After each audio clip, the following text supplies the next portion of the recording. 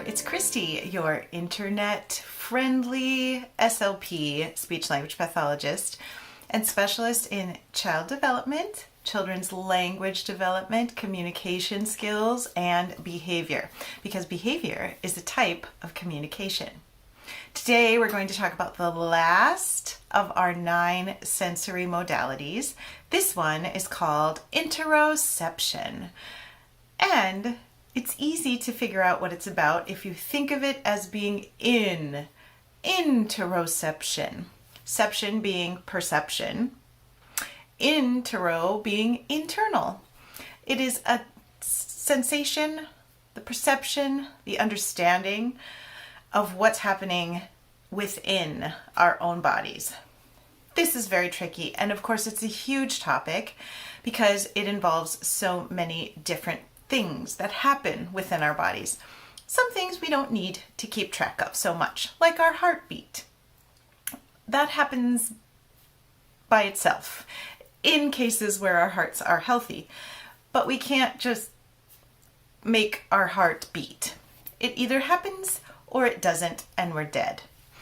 But when it happens, we don't have to be aware of it or control it.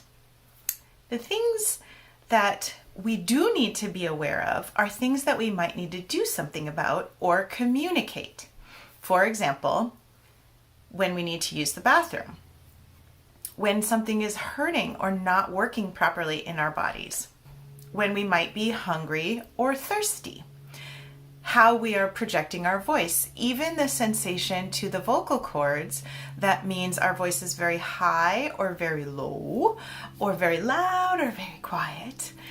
This is a sensation, a feedback, a biofeedback process that happens when we have typical interoception. We can adjust those things. Some of our kids cannot.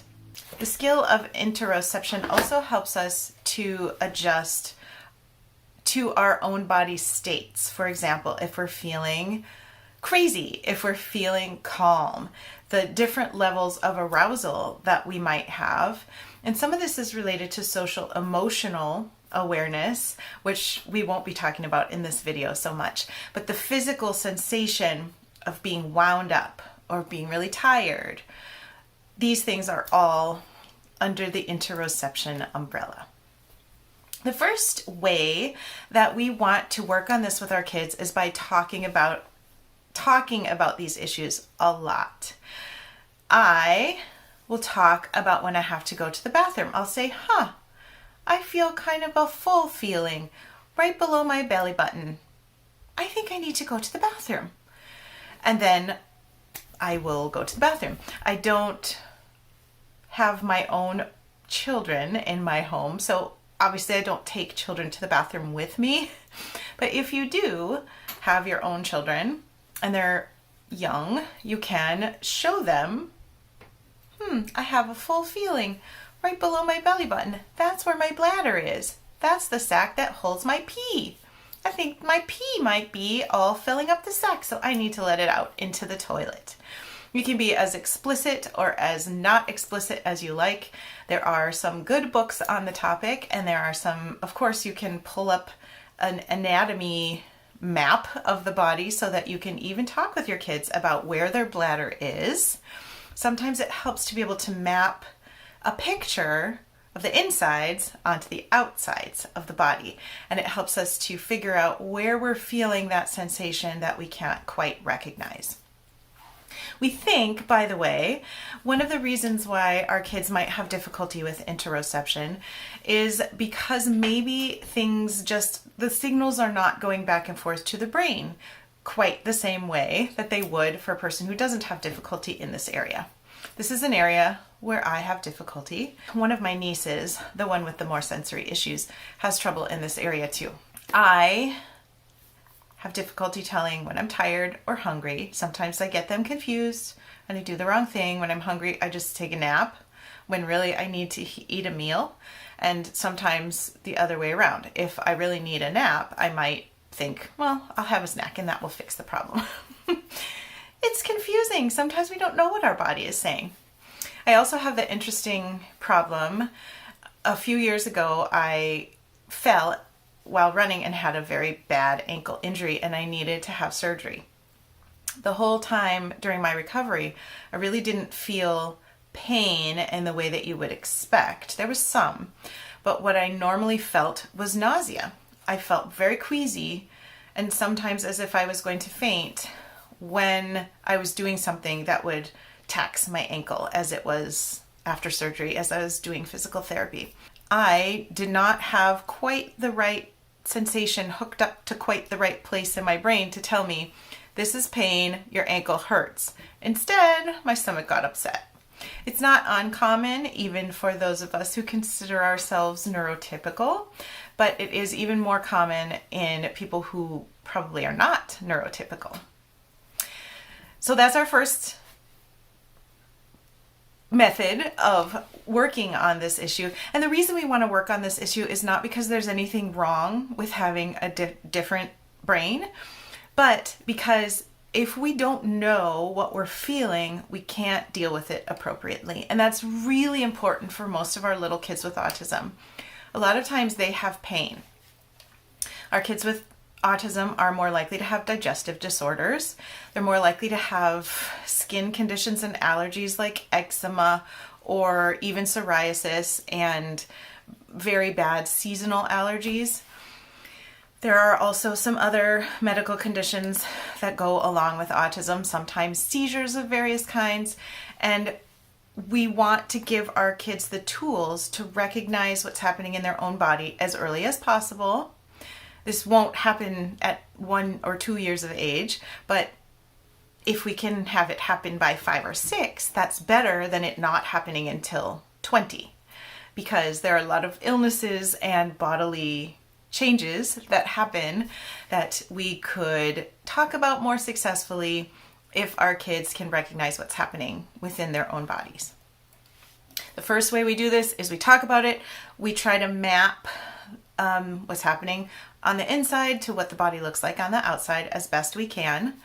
We have maybe even a body-shaped cutout that our kids can point to, and we can talk about the body parts. We can talk about pieces that are maybe hurting that day or how they feel. We can also practice what's called a body scan meditation. Depends on the activity level of your child or your student, of course, but basically you lie on your back, and I'll put a link to one down below, but it's usually a guided visualization where you focus your energy on one area at a time, usually scanning your body from the head to the feet. So you'd start out with thinking about the top of your head. How does it feel? So you kind of pretend like you're shining a spotlight on that area of your body and assess it. Just think about how it feels. Can you feel any sensations? Does it hurt? Does it feel happy? Does it feel soothed? How does it feel? And then we move down to our eyes and our face and our mouth and our jaw and our neck. And we move all the way down our whole body, just looking, just assessing. And you can usually tell if you have pain in some area when you're focused on that area. It's a fun exercise to try. And then when you're finished, you can look at your little person drawing, and you can have your child put an X if there's a piece that kind of felt like it hurt. I also wanted to mention ear infections, which I did not say earlier on when I was listing some of the complexity that can come along, especially with autism spectrum disorders, is that along with the allergies and the sinus problems and the headaches and ear problems and throat stuff and skin things and digestive problems, ear infections are pretty common also. And it's very hard. I mean, if your whole head hurts, it's hard to differentiate which pieces need to be talked about or which pieces you can point to that are causing the hurt. Another thing I do with physical pains with kids is I have a communication book. Can you see this poor little person? It says hurts. What I have inside the book are body parts. I have 2 pages, and these are just the major body parts. But pretty much anything that a kid could tell you. Look at that one. Ha! I think that one's funny and kind of cute. What we do, I don't just expect the child to pick up the book and tell me my ear hurts. That's not how it's going to work. What is going to work is that we're going to play with a doll or a bear. And let me get a bear. This is my dad's teddy bear from when he was young. He's in pretty good condition for being really old. My nieces looked at him and touched his nose and said, "Why does he have a hard nose? It's weird. He should be soft." And I thought, I agree. I don't know why they did him this way. This is a bear. Okay, let's say I want to practice with this bear. I might say, "Here comes the bad guy," and hit the bear on the head. And then the bear might say, "Ooh," and the bear might look in the book.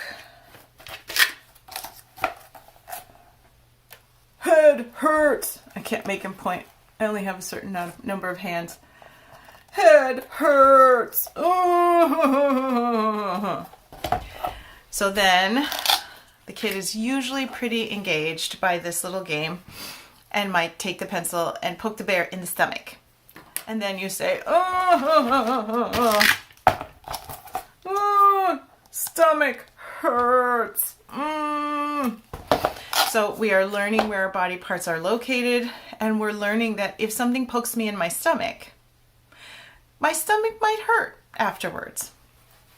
And as a child becomes accustomed to the different body parts and what happens when they might push on them on the outside, if I push on my belly from the outside, I can feel that pressure in the inside, and then I'm connecting up those sensations so that I become more familiar with what it might feel like if it's hurting on the inside and not the outside.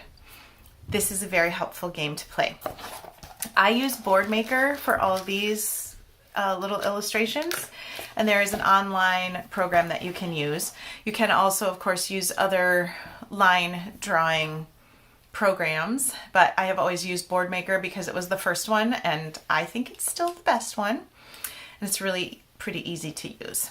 So I'll put there's always a link in my box to Boardmaker because I think it's so great. One of the ways that we can talk about internal arousal levels is that when we notice a kid getting really stiff or clenching her jaw or just seeming really tense, a lot of times her voice will get higher because tension in the body makes the vocal cords get tense too, which means they get higher in pitch. So a person might have very stiff arms, their jaw might be clenched, and they might be talking like this. This means there's some tension in the body. And if we notice this, we can model for the child, "I feel really tense. I think I need to jump on the trampoline." We're helping the child recognize those sensations in her own body and learn what to do when she feels those sensations. For me, it very much helps me to do something physically active when I'm feeling really tense or angry. If I'm sad, it usually helps to take a nap or get a hug. But if I am angry or tense, I really need to do something pretty physical, like go for a long run. Our little kids are not going to go for a long run, but they can jump on the trampoline a lot, or we can give them airplane rides. So there's always a good option to get out some of that physical. There are physical neurotransmitters that happen when we have emotions, and we need to flush them out so that we can feel calm again. Of course, we need to also be paying attention as far as toileting, what's going on with kids. So many of our kids have delayed development in the area of toileting. And it's really tricky because we can't actually see what's going on in the child's body. What we can see, though, are gestures and facial expressions. So if you have a child that goes in the corner and you know that she's peeing in her diaper over there or doing something else in her diaper over there, then what you say is, "I have to go potty," and you whisk her off and you put her on the potty. I realize that not all of us have access to our children 24/7 to do this, but the more times that you can catch this in the act or right before, if you notice your child looking shifty and then heading over to the corner, then that's the time to get involved and say, I have to go potty, and put the child on the toilet. So the more times you catch it in the act or before, the more likely it is that your child will start to connect those signals together and be able to communicate those needs. Also, of course, we want to have visuals to communicate all these inner body things. So we want to have one for things that hurt. We want to have a little visual everywhere that says potty or toilet or whatever with a picture of the toilet on it, so your child can point to it and then you can help right away. We want to have a picture of hungry. Hungry and thirsty are very difficult for many of our kids. Like I said, this is one I have trouble with, but we can listen to our tummy. My nieces made up a little game with my parents that all of their stomachs have a different name and all of them use different words to say that they're hungry or upset. And so they have to listen and figure out what it is that their stomach actually wants, which is very cute. I think it's tricky, but the more we talk about it, the more visuals we put on it, the more we connect the different sensations that the child might have to the purpose that that sensation might serve, the more helpful it's going to be for the child. If you can come up with lots of occurrences throughout the day and throughout your life with your child of your own recognition of your own internal perceptions and talk about those and have a back and forth discussion with your child, that's great. The younger your child is, the more you're just going to have to model for your child. If you hear your child's stomach growl and you know that it's a mealtime, you say, I'm hungry, let's eat. And you feed your child. And I'm phrasing all of this from the child's perspective because that's the most helpful for the child who's an early language learner. We don't want to get confused with pronouns by saying, you sound hungry. I'll get you some food. We just want to phrase it from the child's perspective. My tummy's growling. I want to eat lunch, please. Or I feel like I need to go to the bathroom. Of course, depending on your child's development as far as communication skills, you want it to either be longer sentences or shorter sentences. I have lots of videos about early language development, but make sure that you use appropriate length of utterances for your particular child. If your child is only using one word at a time, then don't make your sentence 10 words long because he won't be able to repeat it. Another thing to keep in mind is that emotions also have places in the body. I did not know this when I was a child, but I experienced anxiety and fear as a pain in my stomach, and I still do. Now it's a little easier for me to tell which is an emotional pain in my stomach and which one is a physical pain in my stomach. Sometimes it's really not possible to tell the difference, but we need to work on both things. So we need to deal with any emotional reason why my stomach might be hurting, but we also need to keep in mind that there may be a physical reason why my stomach is hurting. And so if a child continually complains about his stomach hurting, then we need to address the issue. It may be an issue with the gastrointestinal system. As I mentioned, lots and lots of kids have difficulty in that area. So make sure that you see a doctor. It may be that the child is very sensitive. It may be that the child has a problem with certain foods or not getting enough fiber or celiac disease or any number of different issues that would make her stomach hurt. Hopefully this video gave you some great ideas for helping your kids to monitor, label, and manage their internal signals and needs. I will see you in the next video, which will be on a new topic. We're going to talk about engagement and then we will move into some challenging behavior issues. Please subscribe if you haven't already so that you do not miss them. And if you appreciate these tips, then give me a thumbs up. See you soon. Bye.